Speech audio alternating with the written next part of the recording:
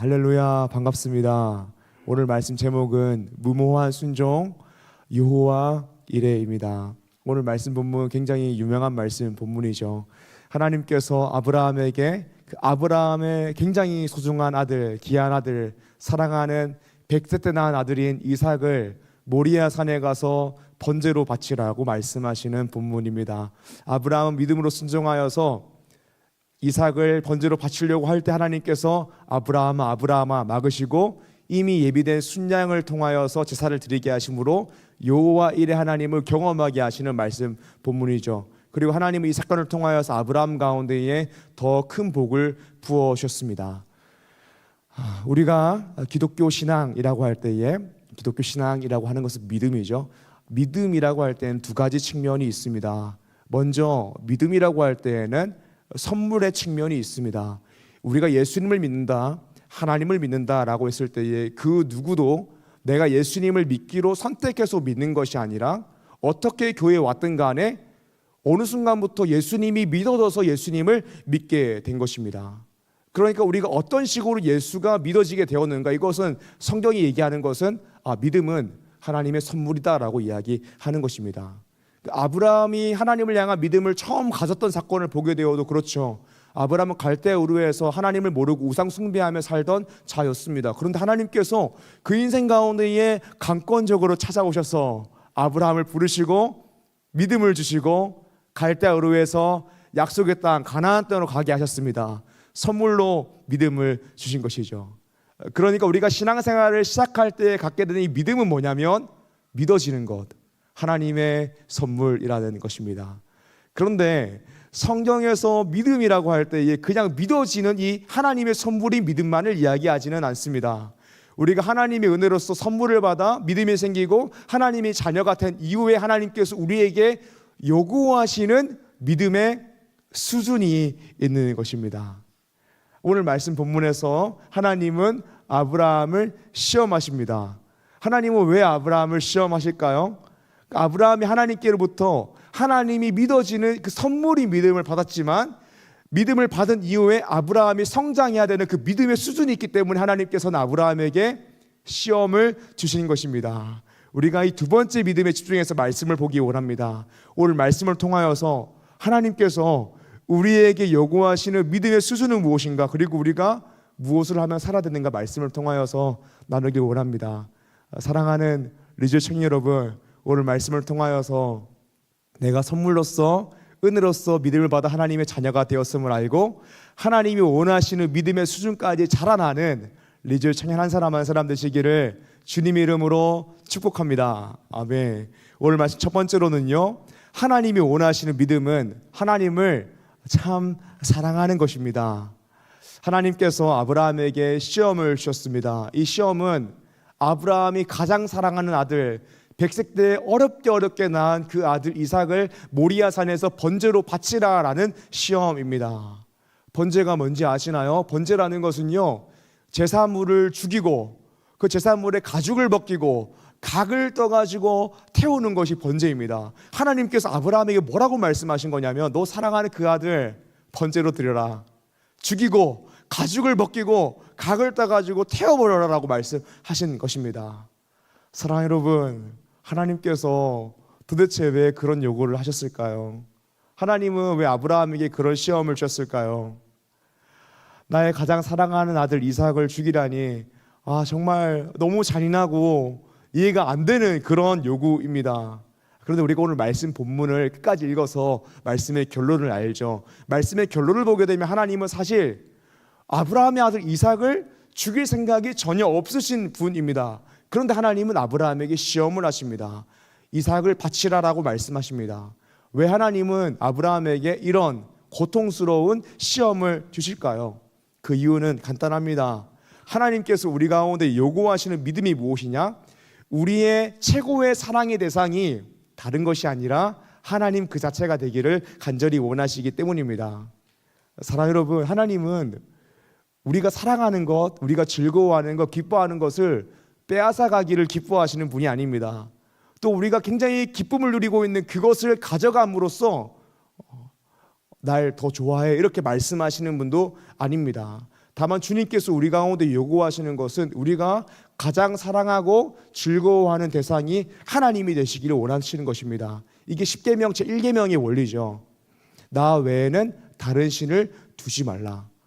나보다 더 앞에 있는 우선순위가 없도록 하라라고 말씀하시는 것이거든요. 그래서 우리가 기독교 신앙, 하나님이 요구하시는 믿음을 생각할 때에 이것을 생각해야 됩니다. 하나님과의 관계가 비즈니스 관계가 아니라 이거는 사랑의 관계다라는 것을 우리가 이해해야 됩니다. 사랑하는 여러분, 비즈니스 관계가 무엇입니까? 우리가 뭐 인간관계 할 때에도 뭐 인간관계라고 하지만 사실 좀 비즈니스 관계적인 게 있잖아요. 상대방이 나한테 웃어줄 때만 나도 또 웃어주고, 상대방이 나한테 도움을 줄 때만 나도 도움을 주는, 감정적으로도 내가 더 퍼주기 원하지 않는, 나한테 잘해주는 사람한테 잘해주고 싶은, 받은 만큼만 하는 게 이게 비즈니스 관계 아닙니까? 요즘 인간관계 많이 그렇게 하죠. 또 결혼도 그렇고 결혼 생활도 그런 식으로 많이 하려고 합니다. 굉장히 오랫동안 만나왔고 사랑하는 연인인데 결혼하려고 봤는데 모은 돈이 하나도 없고 대출이 있는 것을 확인하고 헤어지게 되었습니다라는 글을 그 인스타그램이나 스레드에서 심심치 않게 볼 수 있는 것이 지금 현실입니다. 그런데 사랑하는 여러분, 비즈니스 관계가 아닌 사랑의 관계가 무엇이죠? 받기보다 주는 것이죠. 서로를 사랑하는 것이죠. 최선을 다하는 것이죠. 아무것도 없어도, 당신이 돈이 없어도 대출이 많아도 당신만 있으면 됩니다. 난 너만 있으면 돼 라고 이야기하는 것이 사실 사랑이죠. 그렇죠, 우리 부부님들. 네, 그게 사랑인 것이죠. 하나님께서 우리 가운데 요구하시는 믿음이 뭐냐면 비즈니스 관계가 아니라 사랑의 관계인 것입니다. 그리고 하나님은 우리를 그렇게 사랑하셨습니다. 그 증거가 무엇일까요? 하나님 우리를 사랑해서 우리를 살리기 위해 자신의 독생자 아들 예수 그리스도 십자가에 못 박히심으로 우리를 구원하셨습니다. 그러니까 하나님은 어떤 분이냐면 우리가 너무 즐거워하고 기뻐하고 사랑하는 것을 빼앗기를 원하시는 분이 아니라 나를 가장 사랑해라, 내 사랑을 알고 나의 가장 사랑해라 라고 말씀하시는 분이라는 거예요. 우리 청년부 안에서 남자 청년들 중에서 그 리그 오브 레전드라는 게임, 롤이라는 게임을 굉장히 좋아하는 청년들이 있습니다. 근데 제가 이 청년들을 분석해 보니까 정말 놀랍게도 이 청년들에게는 모두 여자친구가 있는 것을 제가 확인했습니다. 그래서 이 리그 오브 레전드라는 게임을 너무나 즐겁게 하고 싶지만 이 리그 오브 레전드 게임 하는 것을 제한당하지는 않지만 여자친구의 눈치를 좀 보면서 알아서 좀 자제하는 모습들을 제가 보게 되었습니다. 그러나 제가 최근에 봤던 광경 중에 하나가 무엇이냐면 몇몇 남자 청년들이 막 속닥속닥 하는 거예요. 막 형님 며칠 날 자매들이 모여서 뭔가 한대요. 저희가 그때 비밀스럽게 모여서 게임을 하면 어떨까요? 뭐 이런 회의를 하더라고요. 그리고 진짜 보니까 그렇게 함께 모여서 게임을 같이 하더라고요. 저는 게임을 안 하거든요. 그리고 게임을 앞으로 할 생각도 없는데 정말 그렇게 함께 게임하는 모습들이 참 좋아 보이고 부럽기까지 했습니다. 그러니까 2018년도에 TVN에서 상영했던 드라마 중에서 아는 와이프라는 드라마가 있어요. 그 지성이라는 되게 유명한 남자 배우랑 한지민이라고 하는 굉장히 유명한 여자 배우가 나오는 드라마입니다. 전형적인 시간 여행물인데요. 지성과 한지민이 부부인데 사이가 별로 안 좋아요. 근데 지성이 과거로 돌아가서 과거를 바꾸면 미래를 바꿀 수 있는 그런 방법을 찾은 거예요. 근데 부부 사이가 안 좋으니까 그 지긋지긋한 한지민이라는 아내를 과거로 돌아가서 바꾸죠. 자기 첫사랑으로. 그리고 다시 이제 후회하고 원래 아내로 바꾸는 뭐 그런 내용인데요. 설교 끝나고 집에 가서 안 보셔도 돼요. 굉장히 유익하지 않은 드라마인데요.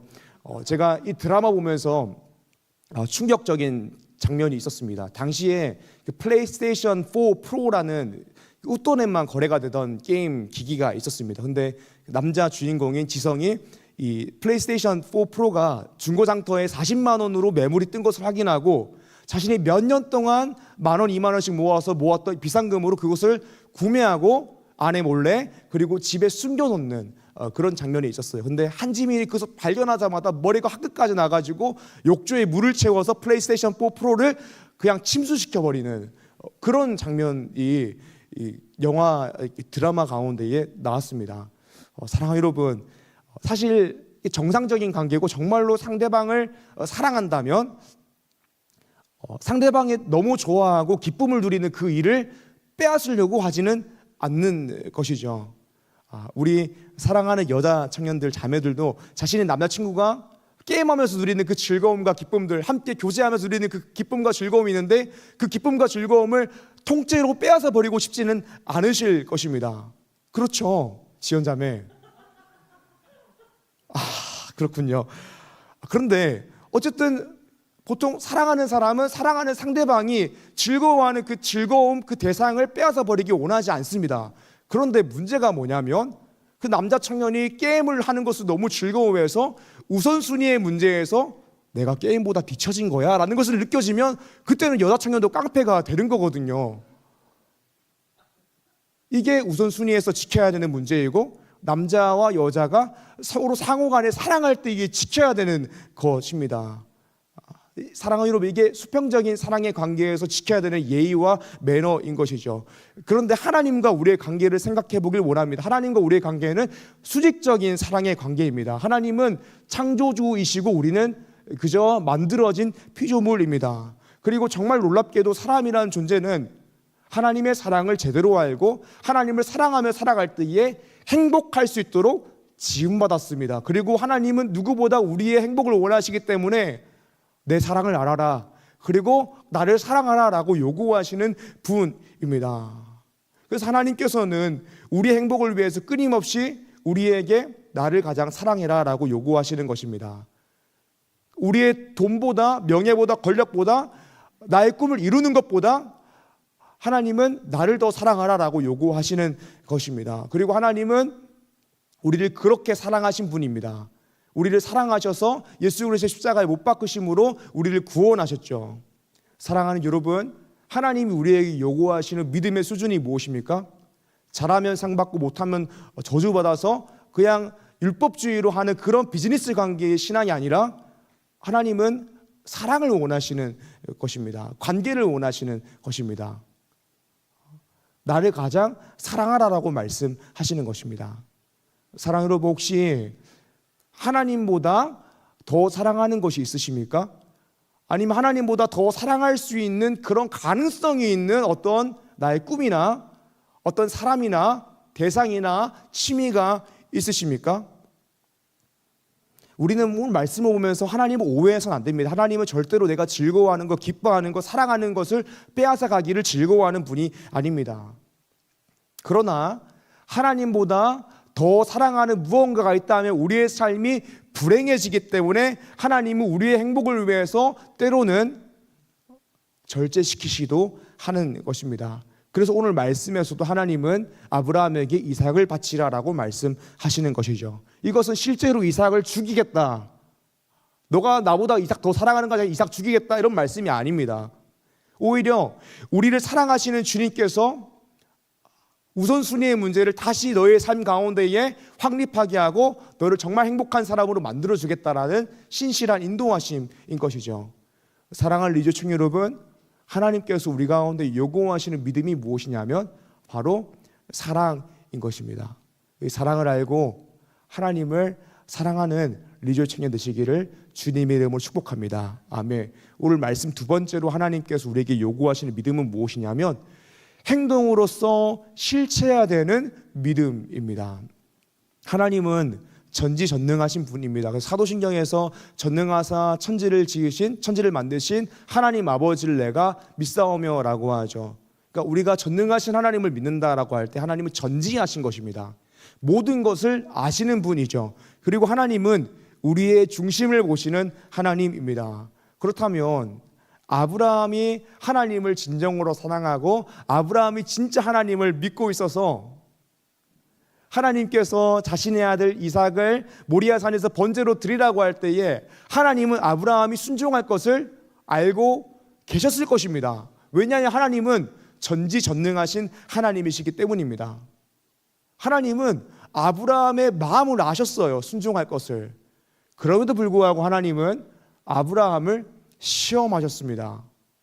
독생자 이삭을 모리아 산에서 번제로 드리라고 하셨습니다.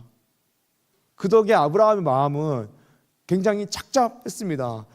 아브라함이 있는 곳에서 모리아산까지 3일 길이었다라고 하는데 상상 한번 해보십시오. 제가 요즘 미국 드라마 보고 있는데 막 상상이 되더라고요. 아들을 바치라는 그 명령을 받고 그 광야길을 아들과 함께 걸어가는 그 아브라함의 모습, 엄청나게 많은 생각 가운데 빠졌을 것이며 하나님께서 분명 이삭을 통하여서 나라를 이루시고 나의 계보를 이으신다라고 하셨는데 왜 이삭을 죽이라고 하시지?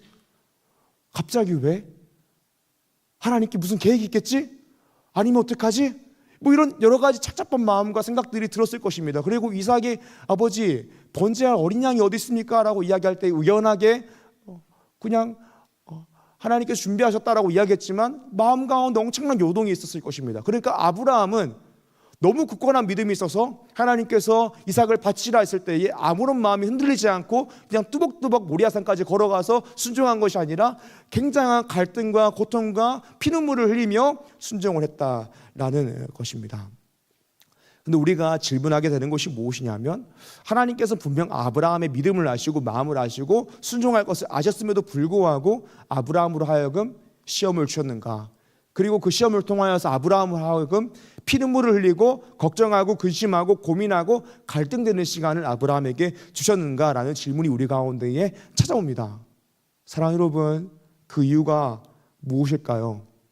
그것은 바로 순종하지 않으면 우리 인생 가운데에 역사하시는 여호와 일의 하나님을 경험할 수 없기 때문입니다. 하나님은 행동으로서 우리의 믿음이 실체해야 되기를 원하십니다. 그리고 우리의 믿음이 실체가 될 때에 우리는 우리를 위하여 가장 좋은 것을 예비하시는 여호와 일의 하나님을 경험할 수가 있습니다. 사랑하는 여러분, 하나님께서 우리 가운데 요구하시는 믿음이 무엇이냐면 행동으로서 실체해야 되는 믿음입니다. 혹시 우리 청년들 중에서 모리아산을 걸어가는 아브라함처럼 피눈물을 흘리고 있고 걱정하고 근심하고 고민하고 갈등하고 있는 시기를 보내고 있는 청년들이 있다면 힘을 내시길 바랍니다. 그 과정을 잘 견디시고 이기시길 바랍니다. 고린도전서 10장 13절 말씀을 기억하시길 바랍니다. 사람이 감당할 시험 밖에는 너희가 당한 것이 없나니 오직 하나님을 믿고서 너희가 감당하지 못할 시험 당함을 허락하지 아니하시고 시험 당할 즈음에 또한 피할 길을 내사 너희로 능히 감당하게 하시느니라. 아멘. 모든 시험의 과정을 통과하고 하나님께 순종함으로 우리의 믿음이 실체화될 때에 우리는 여호와 일의 하나님을 경험할 수 있습니다. 하나님 우리에게 원하시는 믿음, 요구하시는 믿음이 무엇이냐면 행동으로서 순종으로서 실체화되는 믿음입니다. 우리 청년들 중에서 그렇게 말씀하시는 분들이 계십니다. 우리 부장지사님, 부관지사님이 자신의 롤모델이라고 말하는 사람들이 굉장히 많습니다. 여기저기서 막 들었어요. 우리 부장지사님, 부관지사님이 교회를 섬기는 모습 보면서 나도 어른 되면 저렇게 해야겠다. 나도 저렇게 물질을 교회를 위해 사용하고 청년들을 위해 사용하고 시간을 저렇게 교회를 위해서 사용하겠다라고 생각하고 저한테 고백해 주신 분들이 굉장히 많으세요. 저는 너무 감사한 마음이 들어요. 우리 너무 좋은 부장지사님, 부관지사님이 계셔가지고 우리 청년들이 알아서 존경하는 거. 우리 부장지사님, 부관지사님은 티내는 분이 아니거든요. 오히려 숨기시는 분인데 그게 알아서 모두가 알게 되어서 모두가 존경하고 도전을 받는 것이 너무 감사해요. 그리고 우리 청년들이 받기만 하고 이 딱 닦는 것이 아니라 나도 저렇게 하겠습니다라고 결단하는 거 보면서 정말 너무 감사해요. 그런데 제가 말씀을 통하여 말씀드리고 싶은 것은 무엇이냐면 누구나 마음을 품는 것은 쉽습니다. 말로는 다 할 수 있죠. 말로는 누가 그렇게 못합니까? 실제로 그렇게 행동하지 않으면 내가 그 마음 가운데 감동이 왔든 감동이 오지 않았든 도전을 받았든 도전을 받지 않았든 별로 의미가 없는 것입니다. 말은 쉽습니다. 마음을 품는 것도 쉽습니다. 그런데 실제로 하는 건 진짜 어렵습니다. 그래서 우리 부장지사님, 부관지사님 존경받는 것이겠죠. 저도 진짜 마음 같으면 우리 청년들 오늘 날씨가 좋아서 그런데 정말 몇 분 안 계신 것 같아요. 근데 정말 오늘 오신 분들은 정말 신앙 좋으신 분이고 정말 헌신된 분이거든요. 이런 청년들 한 분 한 분에게 정말 마음 같으면 테슬라 모델 Y 하나씩 뽑아드리고 싶습니다. 근데 정말 안타깝게도 제가 그럴 수 있는 사정이 아닙니다. 말은 쉬운 것이죠. 마음은 먹을 수 있는 것입니다. 근데 하지 않으면 아무런 의미가 없는 것입니다. 제가 토요일마다 교회 출근하면 뭐 사역 준비도 하는데 화장 청소하고 분리수거를 늘 합니다. 그런데 한 2, 3년 전쯤인가 어떤 성도님이 제가 청소하는데 오셔가지고 이렇게 말씀하시는 거예요. 무슨 교회에서 성도들이 아니라 교육자들이 막 청소를 하냐고, 성도들이 해야지, 뭐 그런 말씀을 하는 거예요. 그래서 저도 마음속으로 딱 그 성경 구절이 딱 떠올랐어요. 사도행전 6장 말씀이었는데, 형제들아 너희 가운데서 성령과 지혜가 충만하여 칭찬받는 사람 7을 택하라. 우리가 이 일에 그들에게 맡기고 우리는 오로지 기도하는 일과 말씀 사역에 힘쓰리라 하니, 라는 말씀 딱 떠오르면서 맞습니다 라는 생각이 딱 들었지만, 제가 입술로는 당연히 교육자들이 해야 되는 일이죠 라고 하고 청소를 했습니다. 근데 그 다음 주도 청소하고 있는데 그 성도님이 또 오셔가지고 똑같은 말을 하시는 거예요. 근데 그 성도님이 막 도와주시거나 그런 건 없었어요. 그러니까 그분이 아무리 그렇게 말씀하시고 그런 마음이 들었다 해도 행동하지 않으면 의미가 없는 것이죠. 그런데 작년부터 어떤 정말 감사한 권사님께서 우리 교육자님들 너무 힘드시죠? 라고 말씀하시면서 자신이 토요일날 일이 있긴 하지만 시간이 될 때마다 토요일날 와서 청소를 해주겠다 말씀하시면 수십 차례 청소를 해주셨어요. 정말 연말 연초에 너무 바쁠 때 너무 큰 힘이 되고 너무 감사하더라고요. 그리고 출근해서 누구누구 권사님께서 청소해 주셨습니다 라는 말을 들으면 제가 마음속으로 유앙겔리온 아드나의 애니케산 복음이다 라고 외치게 되더라고요. 아무리 말을 많이 하고 생각을 많이 하고 마음을 품어도 행동하지 않으면 아무런 의미가 없는 것입니다. 야고보서 2장의 말씀인데요, 우리 한 목소리로 읽어보기 원합니다. 야고보 2장 15절에서 17절 말씀입니다. 준비 시작. 만일 형제나 자매가 헐벗고 일용할 양식이 없는데 너희 중에 누구든지 그에게 이르되 평안히 가라, 덥게 하라, 배부르게 하라 하며 그 몸에 쓸 것을 주지 아니하면 무슨 유익이 있으리요. 이와 같이 행함이 없는 믿음은 그 자체가 죽은 것이라. 아멘. 야고보서 말씀에서 어떻게 이야기하냐면, 형제나 자매가 헐벗고 있고 일용할 양식이 없는데 말로 평안하세요, 따뜻하게 입으세요, 시원하게 다니세요, 밥 먹고 다니세요 라고 말은 하는데 그 몸에 쓸 것을 주지 않으면 아무런 의미가 없다. 그거는 죽은 믿음이다. 행함이 없는 믿음은 죽은 믿음이다 라고 성경이 이야기합니다. 사랑하는 여러분, 저는 여러분들에게 권면드리고 싶습니다. 하나님께서 요구하시는 믿음은 우리의 행동으로서 믿음이 실체해야 되는 믿음입니다. 그러므로 우리가 청년 때부터 하나님께서 요구하시는 믿음의 행동들을 행동으로서 실체하는 것을 연습했으면 좋겠습니다. 청년 때부터 조금은 무모한 믿음의 행동들을 했으면 좋겠습니다. 그러니까 마음으로 무언가 생각하고 좀 감동을 받고 말로는 제가 그렇게 살고 싶은데 이렇게 얘기하는 것이 아무런 의미가 없습니다. 우리가 신앙생활하고 예배하고 또 누군가 교제하다 보면 하나님께서 우리 마음 가운데에 정말 뜨거운 마음을 주셔서 무언가 해야 될 것 같은 그런 마음이 들 때가 있죠. 근데 그때 그냥 마음만 가지고 있으면 그 마음은 30분 있다가 사라지기도 하는 것입니다. 마음이 뜨거울 때 한번 무모하게 순종해 보시길 바랍니다. 그러면 그 인생 가운데 무엇을 경험할 수 있냐? 무모한 순종으로서 나의 인생 가운데 극심한 손해가 끼쳤었는데 그 손해를 채우시는 여호와 일의 하나님을 우리가 경험하게 된다라는 것입니다.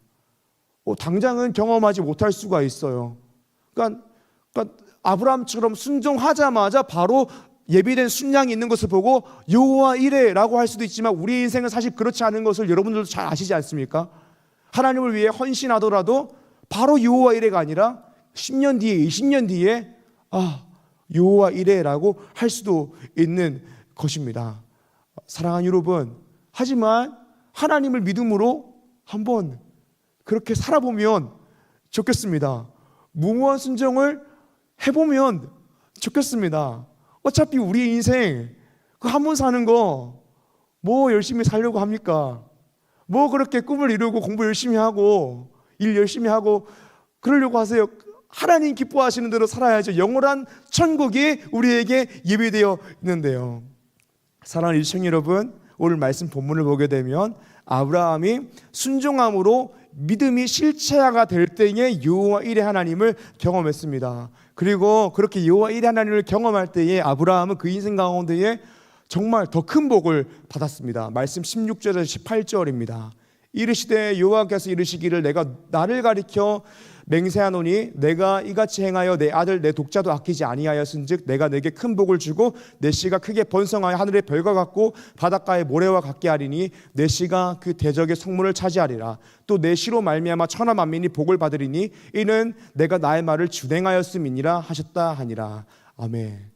사랑하는 리조 청년 여러분, 정말 우리 귀한 청년 한 사람 한 사람이 하나님께 그런 복을 받길 원합니다. 하나님 나라를 위하여 쓰임받는 복의 통로가 되길 원합니다. 여러분들을 통하여 복음의 역사가 일어나기를 간절히 소망합니다. 그리고 그렇게 우리가 쓰임받기 위해서 뭘 해야 되냐면 무모한 순종을 해야 된다라는 것입니다. 제가 오늘 말씀 한 절 한 절씩 다 자세히 주의하지 않았지만 아브라함이 순종한 가정을 보게 되면 하나님께서 말씀하셨을 때에 아침 일찍 일어나서 자신의 아내 사라와 의논하지 않고 그냥 순종하러 갔습니다.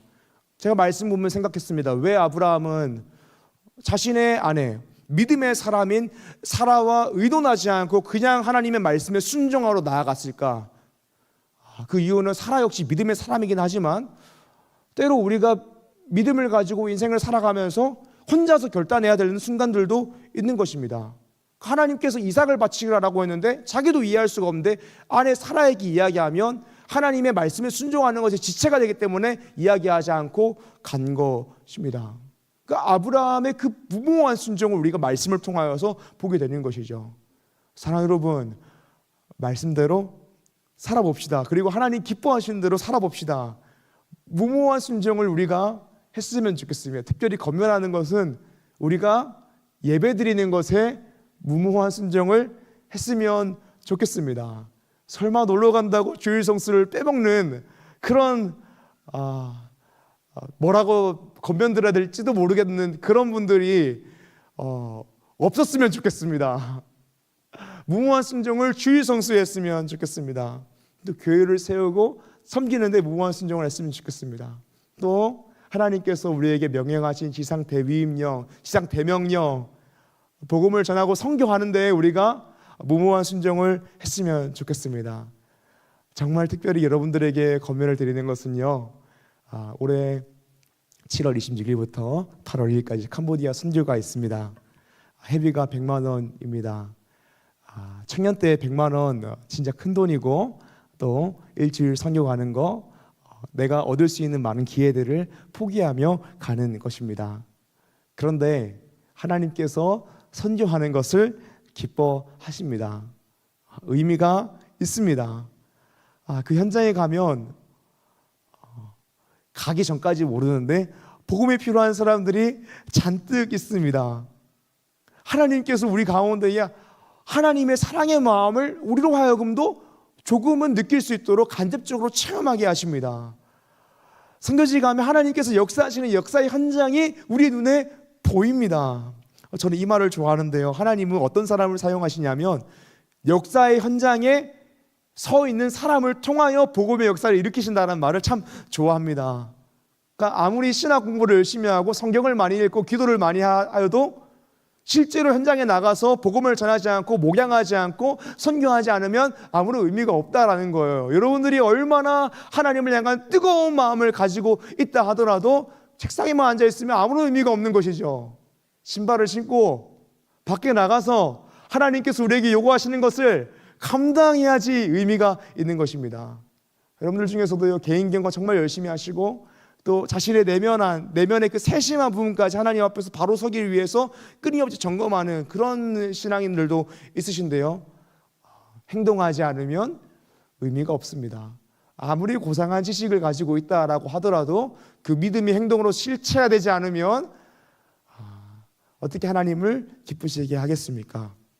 사랑하는 여러분, 선교의 현장에 놀라운 은혜가 있는데요, 올해 한번 무모한 순종을 우리가 해보면 좋겠습니다.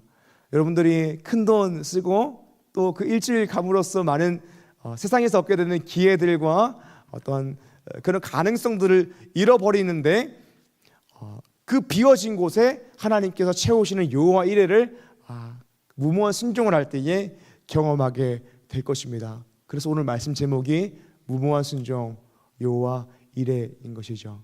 사랑하는 리조청 여러분, 하나님을 사랑함으로 또 하나님의 사랑을 제대로 알므로 무모한 순종으로서 믿음을 실체해봐서 하나님께서 우리의 삶을 가장 좋은 길로 인도하시고 준비하신다라는 여호와의 하나님을 경험하며 살아가는, 또 그 경험을 통하여서 더 큰 사랑의 고백을 하나님께 드리며 살아가는 리조칭의 한 사람 한 사람 되시기를 주님의 이름으로 축복합니다.